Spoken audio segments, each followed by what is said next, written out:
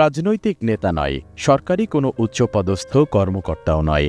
অনুষ্ঠানের প্রধান অতিথি ছিলেন এলাকার সাধারণ কৃষক।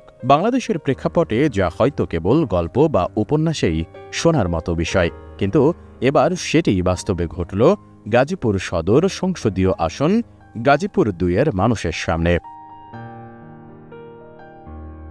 বিএনপির ভারপ্রাপ্ত চেয়ারম্যান তারেক রহমানের রাষ্ট্র সংস্কারের ৩১ দফার ২৭তম দফা ভিত্তিক প্রামাণ্যচিত্র কৃষি কথার আঞ্চলিক প্রদর্শনীতে প্রধান অতিথি ও বিশেষ অতিথির আসনে বসেন এলাকার কৃষকরা। তো পরিবেশ খুব সুন্দর লাগছে, আলহামদুলিল্লাহ। তো আমরা ভালো বীজ এবং সারটা পাই ঠিকমতো নিয়মিত, এবং বীজটার জন্য করলাম আমরা ফসল ফলাইতে পারি না, বীজের কারণে নষ্ট হয়ে যায়, আমরা ফসল মার খেয়ে যাই, অনেক লসের ইয়েতে চলে যায়। তো ইনশাল্লাহ আমরা আশা করি ভালো বীজ যেন পাই এবং সারটা ঠিকমতো পেয়ে যাই। আলহামদুলিল্লাহ। আসসালামু আলাইকুম। ধন্যবাদ আপনাকে। আমি আরও একজনের কাছে চলে যাব। আমাদের সাথে আর কে কথা বলতে চান?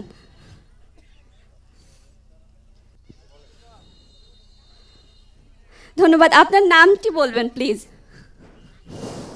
আসসালামু আলাইকুম। ভবিষ্যতে যদি আল্লাহ মঞ্জুর করে থাকেন, জাতীয়তাবাদী শক্তি তরুণের প্রতীক তারেক রহমান সাহেবের হাত ধরে যদি এই দেশে আবার জাতীয়তাবাদী শক্তির উত্থান হয় এবং রাষ্ট্র ক্ষমতায় যাইতে পারে, তাহলে কৃষকদের জন্য যেন সর্বোচ্চ প্রায়োরিটি দেন এবং কৃষকদের জন্য বিনামূল্যে উৎকৃষ্ট মানের বীজ বিতরণ, সার বিতরণ এবং কীটনাশক, বিশেষ করে আমাদের এলাকাতে অনেক সময় খরার প্রভাবে পড়ে আমাদের ফসল নষ্ট হয়ে যায়, এগুলির ব্যাপারে। আর শহীদ প্রেসিডেন্ট জিয়াউর রহমানের খাল খননের মাধ্যমে এই দেশে কৃষি বিপ্লব ঘটিয়েছিলেন, তার এই উত্তরসূরি তারেক রহমান যদি আল্লাহ কবুল করেন, আমরা দোয়া করি, তাহলে এই দেশের যদি রাষ্ট্র ক্ষমতায় আসেন, তাহলে যেন আবার কৃষিতে বিপ্লব ঘটে, কৃষকের মুখে হাসি ফুটে। অনুষ্ঠানে একে একে ১৫ থেকে ২০ জন কৃষক তাদের বাস্তব অভিজ্ঞতা, জীবনের সংকট, সম্ভাবনা ও সংগ্রামের কথা তুলে ধরেন। প্রামাণ্যচিত্রকে ঘিরে তারা জানান হৃদয় ছোঁয়া প্রতিক্রিয়া। আমাদের কৃষির যে অবস্থা, বিগত দিনে স্বাক্ষর নিছে কার্ডের নামে, কার্ড দিচ্ছে, পাবলিক কিছু পায় নাই, বলছে 10 টাকা দামের অ্যাকাউন্ট করছে, কিন্তু তার বিনিময়ে কিছু পায়নি। তো এইভাবেই দেখা গেছে যে আমরা কৃষকরা একেবারে নিমজ্জিত, সময় মতো সার পাই নাই, সার পাইলে দুর্মূল্যতে ফসল ফলালে সেটা উচিত মূল্য পাই নাই। ধান বিক্রি হয় 40 কেজিতে মন, আমাদের বিক্রি করতে হয়েছে 45 কেজিতে মন। এই যে একটা দুরবস্থা, কৃষকদেরকে দেখভাল করার, তার স্বার্থে কথা বলার কাউকে আমরা পাই না। আমি যেটা দেখলাম, আমাদের নেতা, আমাদের প্রিয় মানুষ, যিনি বেগম জিয়ার সুসন্তান, ওনার যে কর্মপরিকল্পনা আমাদের নিশ্চয় আশা জাগায়। আমরা যদি এই পরিকল্পনায় যদি আমরা বাস্তবায়িত হতে পারি, ইনশাল্লাহ আমি মনে করি বাংলাদেশের প্রত্যেকজন কৃষক উপকৃত হবেন। ব্যাংকের ভিতরে গেলে নিজের পরিচয়, বাপের পরিচয়, বোনের পরিচয়, জমির একটা কাগজ ধরা দেয়, এটা বায়ানামা, অমুকনামা, সমুকনামা, সব কিছু আমি বলতে পারতেছি না। মানে টাকা ছাড়া কোনো সিস্টেম নাই লোন নেওয়ার জন্য। কৃষককে যে হেল্প করবে এরকম কোনো লোক নাই। অনেক বড় ভাই আছে, অনেক অফিসার আছে, টাকার কাছে কোনো ভাই নাই, কোনো অফিসার নাই। টাকা দেন, আপনার লোন পাইবেন। 10 লাখ উঠাইলে 1 লাখ 2 লাখ দিয়ে আসতে হইব। আমি সর্বশেষ বলতে চাই, আজকের যিনি সভাপতি আছেন, আজকের এই অনুষ্ঠানটি, আজকের এই উদ্যোগ খুব সুন্দর উদ্যোগ।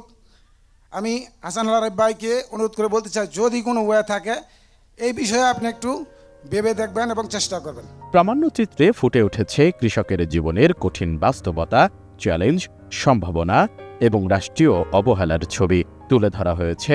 কৃষক শুধু ফসল ফলানোর মানুষ নন, বরং তিনি রাষ্ট্র গঠনেরও অন্যতম কারিগর।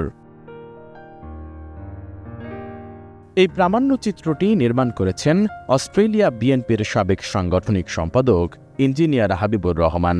অনুষ্ঠানে প্রধান আলোচক হিসেবে তিনি বলেন, তার বক্তব্য সহ তারেক রহমানের ২৭তম দফা বাস্তবায়ন হলে কৃষক আর পিছিয়ে থাকবে না। কৃষিই হবে দেশের উন্নয়ন ও সমৃদ্ধির মূল চালিকা শক্তি। আপনি যদি মাঝারি পর্যায়ের কৃষক হন, আপনাকে আধুনিক যন্ত্রপাতি দেওয়া হবে। আপনি ফার্মার্স কার্ডের মাধ্যমে আপনার উৎপাদিত পণ্য সঠিক মূল্যে বিক্রি করতে পারবেন। আর আমাদের পিছনে তাকার সময় নেই, সুতরাং আমাদেরকে যেতে হবে সামনের দিকেই। আপনার স্বপ্নকে বাস্তবায়ন করার জন্য শহীদ প্রেসিডেন্ট জিয়াউর রহমানের উত্তরসূরি জনাব তারেক রহমান ফার্মার্স কার্ডের যে প্রকল্প নিয়েছেন, সেই প্রকল্পটি আমরা এখানে দেখানোর চেষ্টা করেছি। বন্ধুগণ, শহীদ প্রেসিডেন্ট জিয়াউর রহমানের উত্তরসূরি জনাব তারেক রহমানের সেই পরিকল্পনা বাস্তবায়ন করার জন্য প্রয়োজন আপনাদের সহযোগিতা। আমাদের হারিয়ে যাওয়া সেই ইতিহাস আবার যদি সামনের দিকে পুনরুজ্জীবিত করতে হয়, তাহলে আমাদের ধানের শীষে ভোটের কোনো বিকল্প নেই। ধানের শীষে ভোটের মাধ্যমেই জনাব তারেক রহমানের যেই চিন্তা, যে চেতনা, একটি আধুনিক সমৃদ্ধ গণতান্ত্রিক বাংলাদেশ গঠন করার স্বপ্ন দেখেছেন, আমরা সবাই ভোটের মাধ্যমে তার সেই স্বপ্নকে বাস্তবায়ন করার জন্য সহযোগিতা করার আহ্বান জানিয়ে আমি আমার বক্তব্য শেষ করছি। দেশের বিভিন্ন জেলা ও উপজেলায় ঘুরে ঘুরে প্রদর্শিত হচ্ছে কৃষি কথা। উদ্যোক্তাদের প্রত্যাশা, আগামী জাতীয় সংসদের আগেই দেশের প্রতিটি উপজেলায় অন্তত একবার করে প্রদর্শিত হবে এই প্রামাণ্যচিত্র।